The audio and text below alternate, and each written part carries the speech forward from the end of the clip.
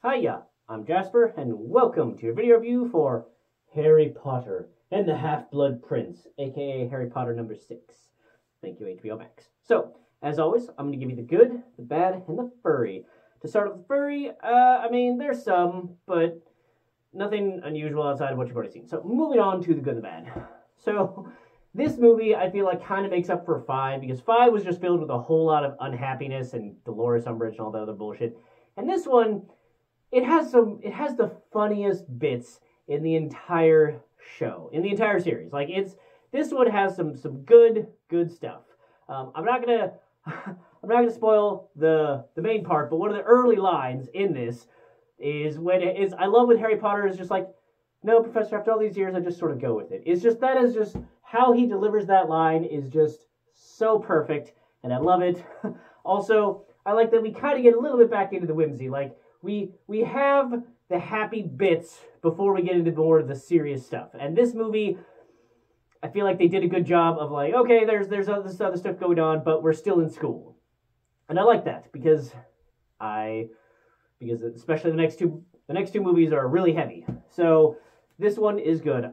And speaking of that beginning scene, I really love the house reassembly. I love seeing it happen. I thought the CGI was good. And I love seeing Harry's expression that after all these years, he still just enjoys magic sometimes. He's just like, wow, this is some awesome stuff. And that's really fun to see. I still don't feel like Harry has any chemistry with Ginny in this one. He has a much better chemistry with Luna Lovegood. So in this one, he doesn't have any chemistry with Luna. Also, Malfoy's hair is terrible this year. I've liked his other haircuts and hairstyles in the past. It works, but this one, oh, it's terrible. It's so terrible.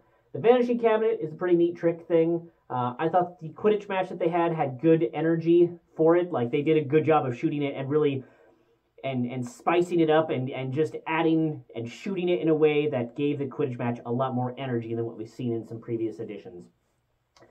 The Felix potion bit is probably my favorite. I think it's absolutely hilarious, and it's what really makes this movie for me.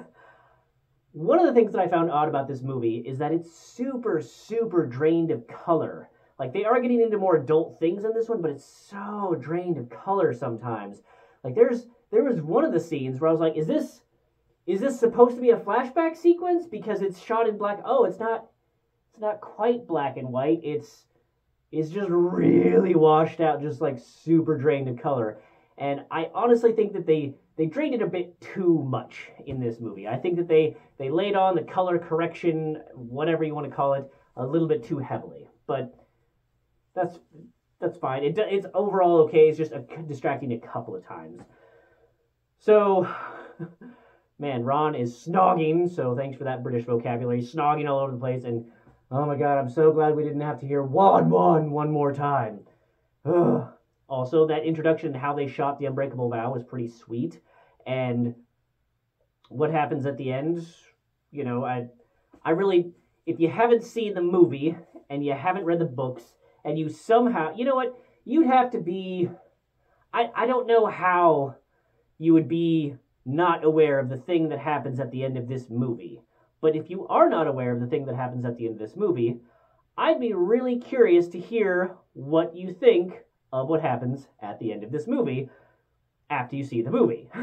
Because I don't know how you could avoid knowing that bit. So having come at it without that prior knowledge, I'd be curious. Anyway, moving on. Sucks about Rab making things all for naught. That's unfortunate. Also, so they do a whole thing with this about destroying the Burrow. But minor spoilers for 7, like super minor spoilers, but they haven't rebuilt in 7. So like they filmed this whole thing and they do this other bullshit and then like, oh, it's so sad and like it's burned. Like they rebuild it. It's fucking magical. They rebuild it in the next one. Whatever. I also think it's funny that in this one, we don't see a lot of characters that we've seen in other films surrounding this. Like, we don't see Lupin, we don't see Lucius, like Mad Eye, and then another character I'm not going to name. But it's weird that we're in this stage of the books and the movies and things that are happening, but we don't see a whole lot of those characters.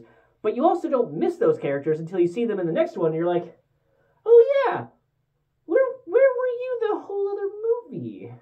I mean, sure, but yeah, I didn't find it distracting. I just thought it was odd once I actually thought about it and was like, where are those characters?